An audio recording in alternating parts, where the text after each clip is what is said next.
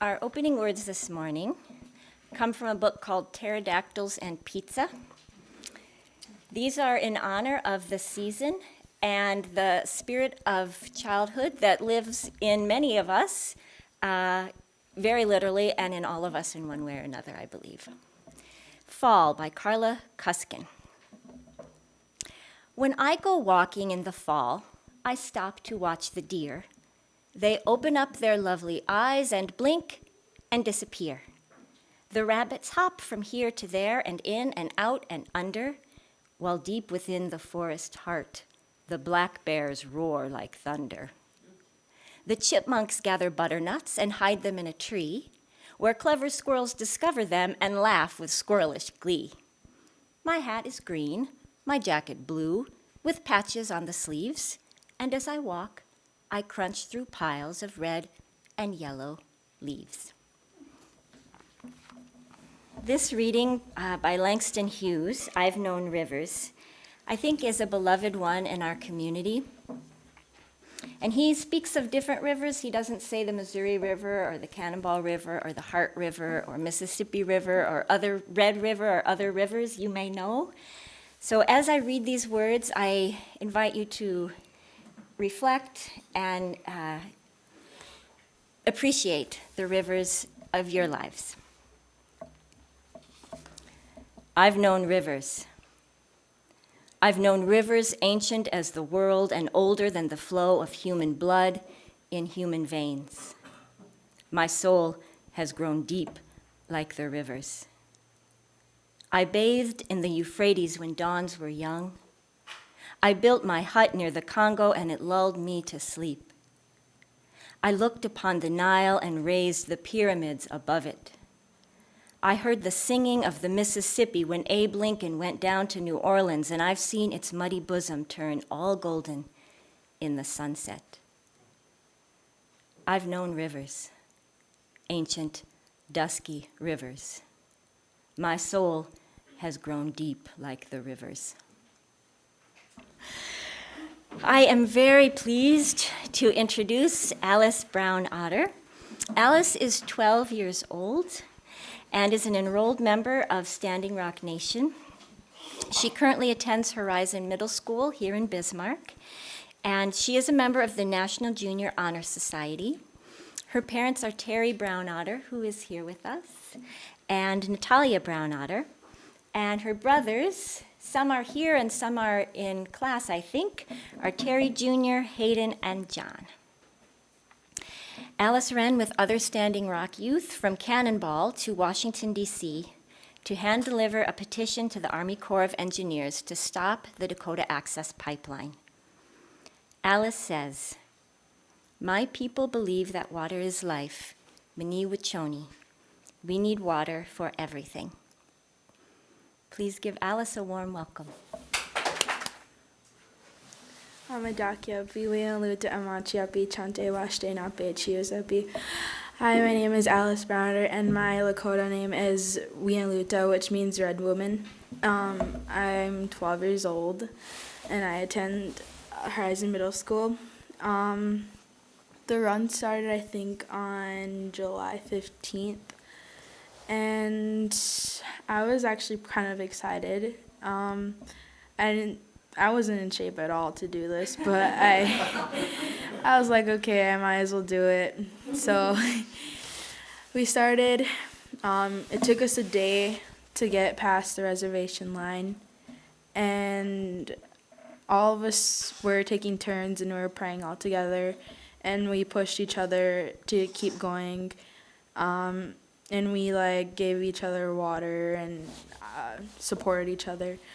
And when we got to several states, we got many hatred during it and many kindness during it. A lot of people gave us their homes to stay in, or gave us food to eat or water to drink, or just giving a little encouragement to keep going. And when we got, I'm pretty sure around the states by Maryland or Virginia, we couldn't run so much because of the traffic and everything. So when we got to DC, it was late at night, and we got up early in the morning, and we ran to the Army Corp of Engineers headquarters, and we chanted and all that stuff for like 3 hours. And we had to walk across the street for our meeting that we had with them. And all of us spoke, so all the youth, like 39 of us, I think, that were there, we all spoke and like said how we're living at home and how our background is. And they listened to us, and they told us that they'll take our word to the general or the top person. I can't remember who it is, but we went to New York the next 2 days after that, I believe, and we went to the Union Square, I believe it was, and we talked to many people. There was a lot of people that gathered, and many people who gave us encouragement and told us that they were proud of us there. And I don't know, we had a lot of like supporters, like a lot of celebrities there.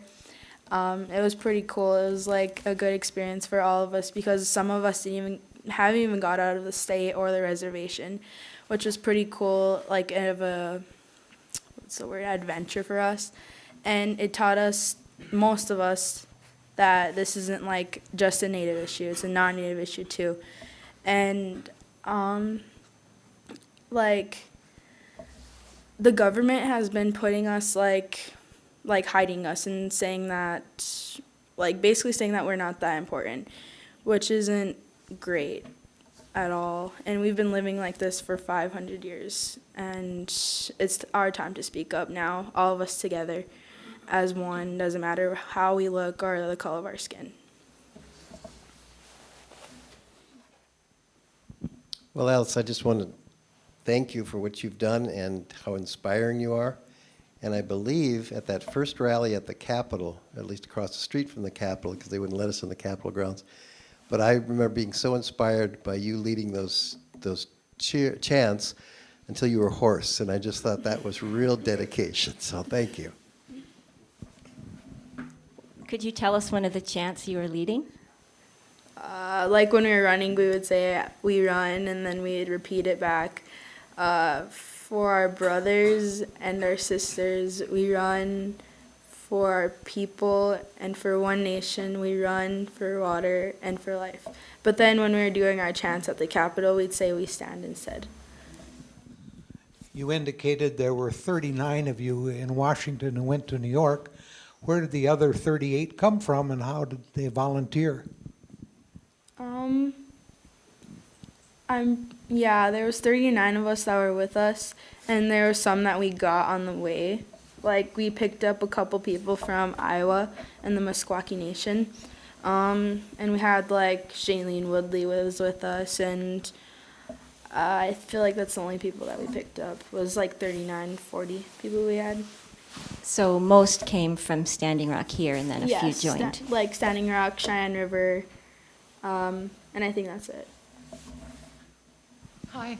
I too am really inspired by what you're doing for all of us and for the Native American people in this community and all over the country and the world. I think it's time that you be recognized as sovereign nations and respected for the beautiful spiritual people that you are.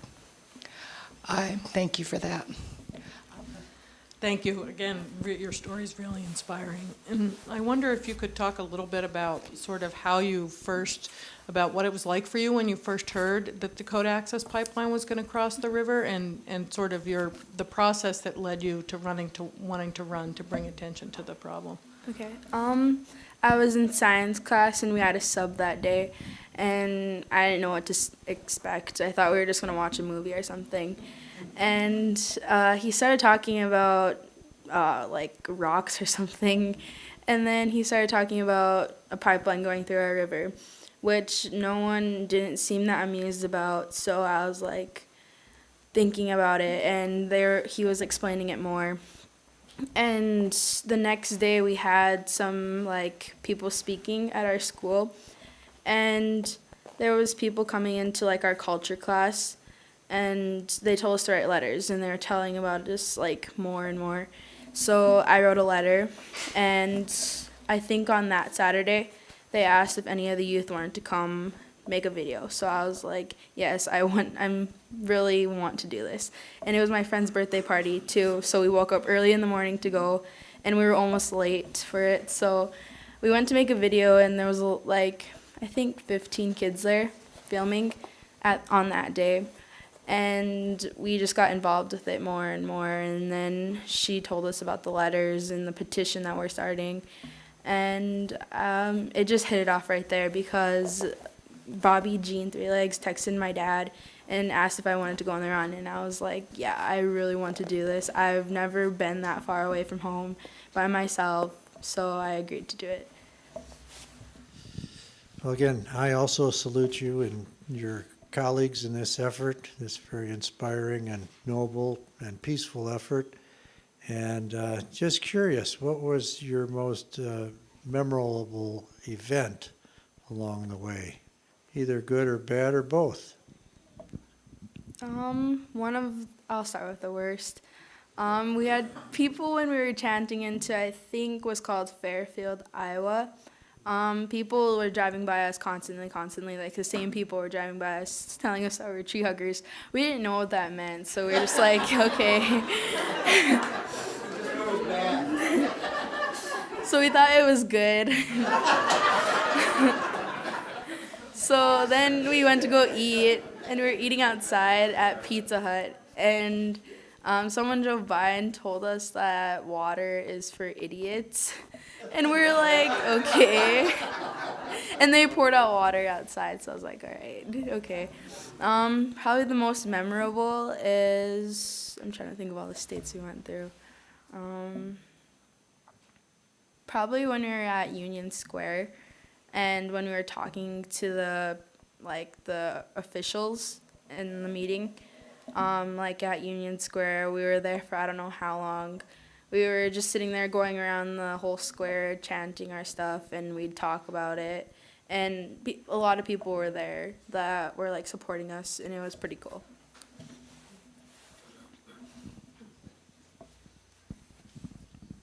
When you talked about the run, you said you got to the border of the reservation, and then you were in Iowa, and then suddenly in Virginia. But I'm wondering, how many miles did you run, the expanses between those places, and how did you care for your feet, and how did you identify yourself when you came to town? I mean, what did that look like, and was it hard, and how did you hold up? Well, we had people, like, when we'd stop, they'd volunteer to massage our feet or give us massages. We'd have, like, big cases of water in our vans. It was, like, really hot, but it wasn't, like, raining a lot. It probably rained once when we were going into Illinois, like, on the borderline.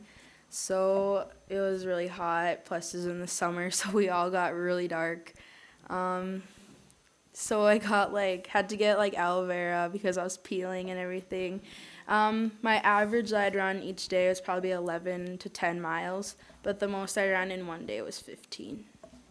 But I don't know how long we'd actually run because of the traffic and all that stuff.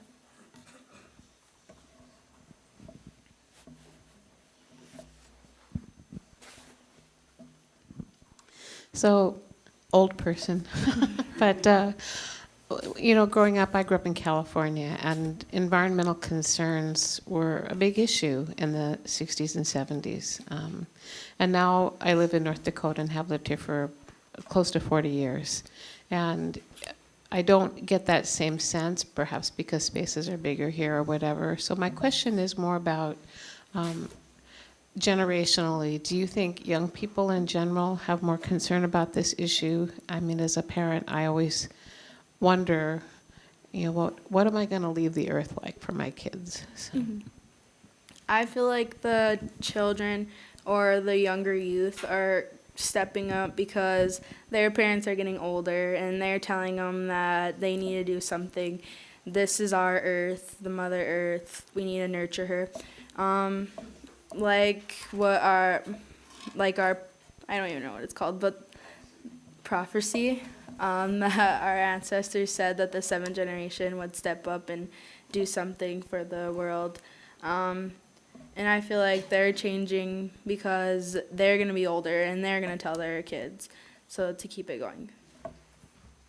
I want to say that to your parents, to your mom and dad, and to all parents of all the children who were a part of that, just a shout out to them for their support of you, of the teachings and the values that they've given you, and how much I appreciate that, and thank them for me. Thank you. Thank you. Hi. I want to hear a little bit more about the story of what it felt like in your body to do this thing, because you said that you were not really in shape for it or hadn't been training or anything. So I'm just wondering, like, did you want to die? Did you want to give up? Like, what was there a point when you didn't want to keep going, and what, I guess, what made you keep going, and did it at some point get easier? Well, I'd really get really bad shin splints, really bad, and I had like Nike Frees, which are like really thin at the bottom, and I wore that most of the run. And we were running on really hot gravel, so we could feel it through our feet. And I would feel like the energy that all of us are giving to push to our limits. And on our way, we found, I think, a red-tailed hawk feather, and we found dragonflies by it. And someone told us that that's crazy horses with us. And then someone told us that, or no, we were in Philadelphia, and Pennsylvania, and we were running up a hill, and we saw a dead black snake sitting on the road. So that showed us something. And they were just telling us that our ancestors with us, or like we'd believe that they were with us, and we could feel the energy with us. And a lot of people encouraging, and we'd go live, and a lot of people would give us like good comments. When you come upon and you look on at the encampment, it stirred me to see the teepees up there. And I'm wondering, when you first came across that encampment, did it stir anything in you upon your first seeing? Well, before that used to be just a ditch, and I just saw them putting teepees up, so I was like, wow, this is coming something, because there was another camp in Cannonball, which is the Sacred Stone camp, and it just started growing and growing and growing, because I'd go back to the front lines, and then I'd come back the next day and just be growing more. And then they moved all the flags, so it showed me that all of us are coming together. Even our Native American enemies from a long time ago are coming together with us. The Dakota Access Pipeline has been sort of the focal point and the spark that started this. Where do you see this going once the Dakota Access Pipeline issue is decided one way or the other? Where do you see it, this movement, or what's happening? Do you see it continuing, or what do you see happening after this initial pipeline? I see us coming together, more as one, because all of us are spread out, and they put us on reservations, which, separate us. And I feel like we're just going to come together more often, even for others' issues, and we're probably going to, stop more of the not so big issues in Native country, so in other worlds too. You're an amazingly mature 12-year-old. What do you plan to do in your education and career-wise? Do you have anything plotted out? I always wanted to be an orthodontist because I had braces a year ago. So it helped me with my insecurities, and I hope to help others too, because I used to be very embarrassed of my teeth, and now I'm more confident with it. So what is one thing that you feel the run changed in you? How did you come away changed from the run, if you were to pick one thing? Probably me stepping up, because I was always a shy kid that didn't want to talk in class, or that I didn't want to start shouting or anything, or be the one outgoing person. So that what changed me. Because when we were in Probably one of the last towns before we got out of the reservation of Cheyenne River. I didn't want to chant at all because I was so scared. And then when we got down to Vermilion, I was like the one leading them.